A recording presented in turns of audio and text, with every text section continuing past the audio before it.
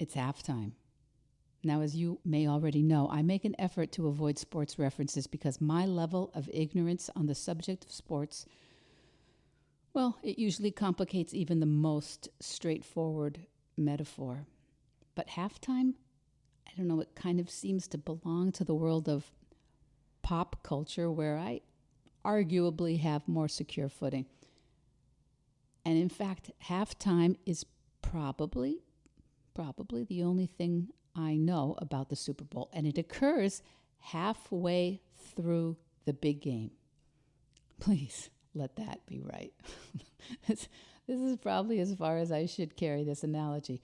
There will be an ill-advised Tom Brady reference later if you're listening. Also probably a mistake. Okay, let's just cut this intro now before I really embarrass myself. Music.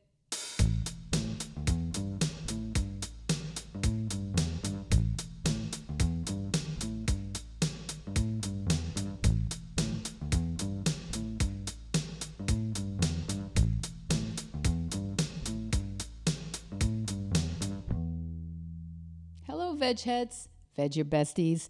Welcome back to Veg Your Best, the plant-based podcast. My name is Michele Olander.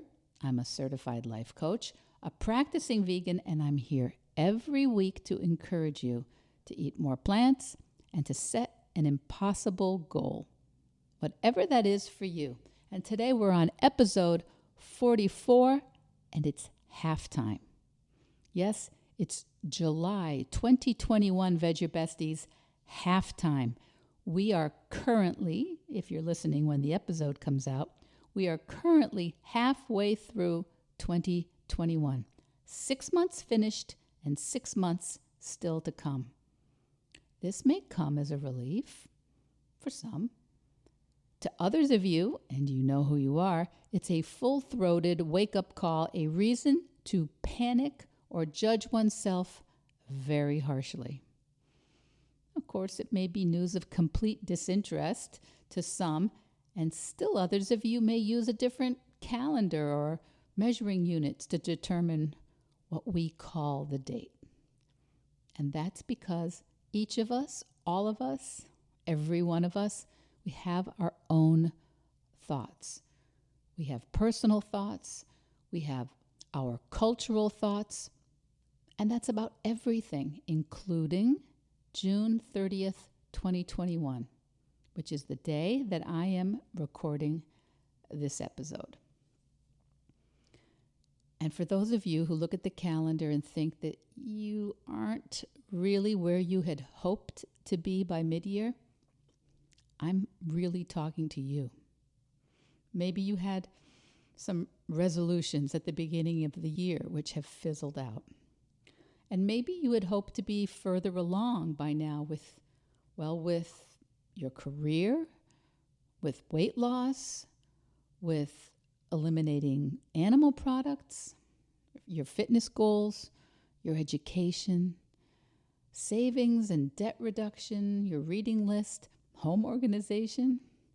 Maybe you're thinking that time is just flying by, and what difference does it make? You can never catch up. Well, since we are all probably telling ourselves all kinds of stories, none of which is objectively true from a thermodynamic or laws of physics sort of perspective, how about instead telling ourselves a happy story, a festive little story about halftime? What if it's fun halftime? What if this is where your imaginary Beyonce or Gaga or J-Lo or The Weeknd or Adam Levine or Bruno Mars come out to tell you that it's not over. It's only halftime. Anything can still happen. You know, it's my opinion that not one single thing in your life or mine will be improved by looking at today's date and feeling bad about it. If thinking that 2021 is half over brings up negative thoughts, remember that those thoughts are actually all optional.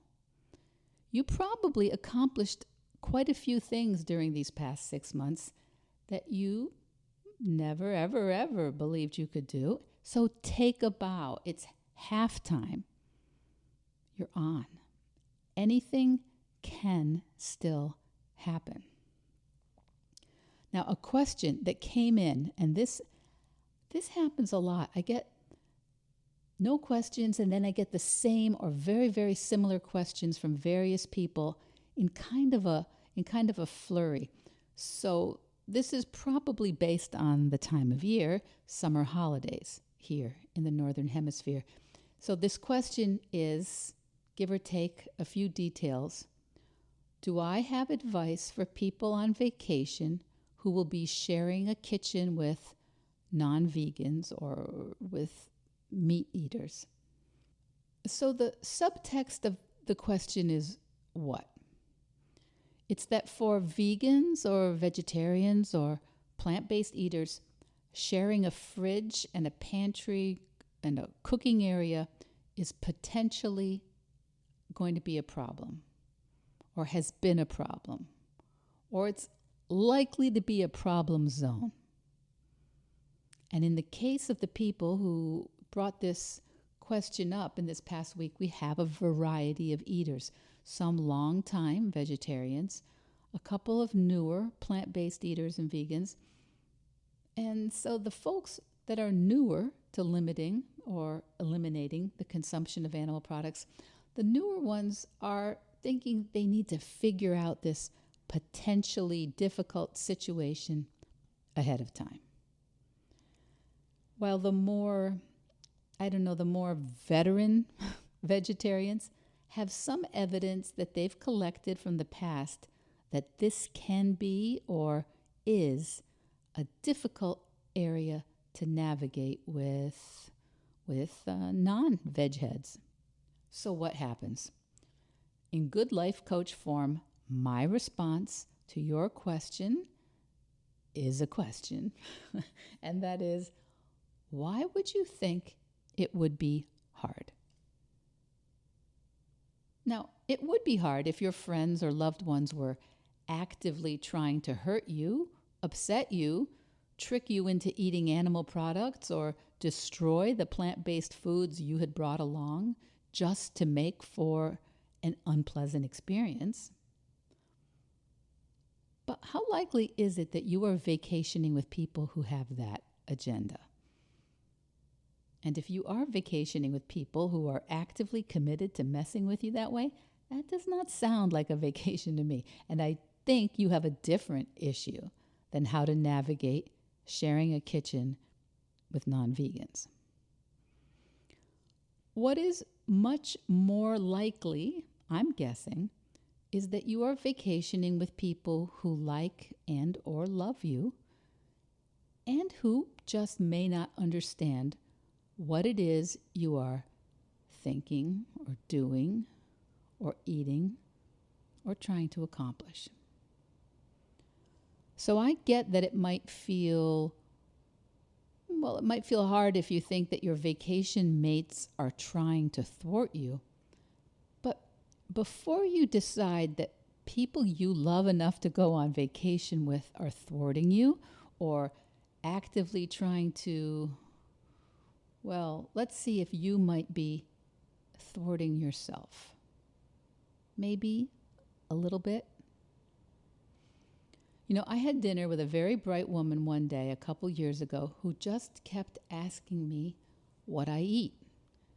I said, I eat pretty much everything as long as it's not meat, dairy, eggs, or fish. Okay, she kept saying, I get it. I get what you don't eat. I'm asking what you do eat. And I said, everything else. Like what? She said, everything? Yeah, I said, greens, grains, beans, fruit, fungi, seeds, nuts, every veggie. But like which ones? She asked. And I could see that this was not hostility, just complete and utter incomprehension. My dining companion was, I think, in the back of her brain, trying to think what she could make me for dinner if we were at her house. Greens, grains, beans, fruit, fungi, seeds, nuts, every veggie. That answer, it was true, but it wasn't really helping her. It wasn't really working for her. And that was what finally occurred to me, thankfully, before I started to get the tiniest bit annoyed by her insistence that I wasn't telling her what I ate. Then the penny dropped. Oh, I said. Well, for instance, I eat broccoli and Brussels sprouts and frozen corn and green beans and basically every other veggie, including turnip and squashes and carrots and radishes and eggplants and onions and leeks, but without butter or cheese or bacon. And I eat pastas, all kinds of pastas with veggies and mushrooms, but no meat or cheese. And I eat salads and soups if they do not contain meat, dairy, eggs, or fish. I eat pizza without the cheese. I love rice and quinoa and oats and barley and couscous. I eat stir fries and curries and stews and bean chilies. I eat salads with grilled veggies and nuts or seeds. I eat toast with mushrooms and avocado or hummus. I eat black-eyed peas, chickpeas, black beans, every sort of bean, tofu, sometimes different kinds of veggie burgers. I eat fresh fruit, dried fruits like dates and raisins, and sometimes milks made from nuts or oats. And that helped because I got specific and I got clear about what it is I want when I eat. To be perfectly frank, at the time it felt a bit obvious to me and a bit tedious for me to have to explain. And if I'm honest, it occurred to me that my companion was being a tiny bit thick. Okay, not really generous of me, but that was truly what I was feeling until I took the time to be clear with what it is I actually want in my meals, not just what I don't want. You know, even when people eat the same basic foods, you may have noticed that human beings can be very particular about what we eat, about where it comes from, how it's prepared, where it's stored, what goes with what, whether it's served room temperature or cold or hot. My mother believed no food should be served room temperature. She was a nurse and believed everything should be above 200 degrees Fahrenheit or below 40. So anyway, back to sharing a kitchen or fridge with people who are not vegan or vegetarian. That is a good opportunity to get very clear with yourself, with what you want. To learn how to ask clearly and insist on what you want. I very often use Tom Brady as an example of this. And no, Tom Brady is not vegan as far as I know, but he is very precise, apparently, in what he eats and what he wants. And before you say, sure, if I were as rich and famous as Tom Brady, I could have whatever I want my way, I'm going to argue with you. Tom Brady asks for what he wants, and he's very clear about what he wants because it's important to him. And when people understand what he wants and why, I'm guessing most people comply to the best of their abilities. And where it's essential and vital to him that things like his food be a certain way, Tom Brady just makes sure it stays in his control. Because it's true, we cannot expect that people who do not worry currently about eating meat, fish, dairy, or eggs, we cannot really expect them to worry about it the same way we do. So, what do I recommend? Clarity and specificity. Yes, some people will think you are a maniac. And my guess is they think you are a maniac on this subject already. So don't worry about it too much. Separating your food or labeling it or insisting no one touch your chickpeas or veggie burgers, which you want to have on those nights when everyone else is eating meat, hiding your dairy-free ice cream. My suggestion, is not to let it be up to anyone else's interpretations. I'm not saying you should do it in a frantic, tense, paranoid manner like Gollum in The Lord of the Rings, just from a point of view of clarity. Clarity, precision, maybe some plastic bags, some Sharpies, and orange masking tape for labels. Last week, I mentioned that some vegans have taken the Liberation Pledge, and some of you asked about that. The Liberation Pledge includes refusing to sit with others when and where animals are being eaten. And as I said last week, as much admiration as I have for that level of activism, that's not my work. My work includes helping anyone with any questions about how I eat, even when I think they are being the tiniest bit thick about it. But I'm human.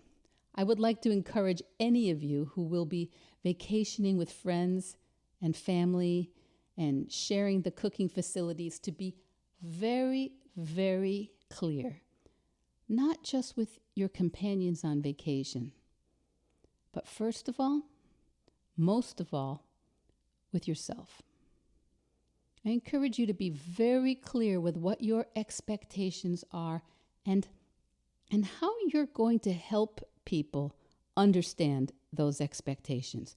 Remember, no one else is spending very much time thinking about what you want to eat and how you want to eat it. Not because they don't love you, not because they don't respect you, and not because they're hostile or put out by your ethical choice, but because they are busy thinking about what they want and whether someone's going to make that difficult for them. Remember, when we make an ethical choice like veganism, our friends and loved ones often feel very judged. And I don't think we need to tap dance around our non-vegan friends, but I do think it's an important opportunity to be clear and direct and loving about what our choices are. And what if you decided that none of these conversations with non-vegans or people who don't understand you, what if we decided none of these conversations are awkward or tricky at all? When we're feeling these queasy, defensive sensations that go along with frustration or resentment of others, it's very likely that we have not been asking enough of the people around us. And this is just as true in the office. When we're super precise about what we want and what we need, we really develop the mental muscle to ask for it. We can avoid an awful lot of inner discomfort. And the bonus is we're able to model quiet, loving leadership for others.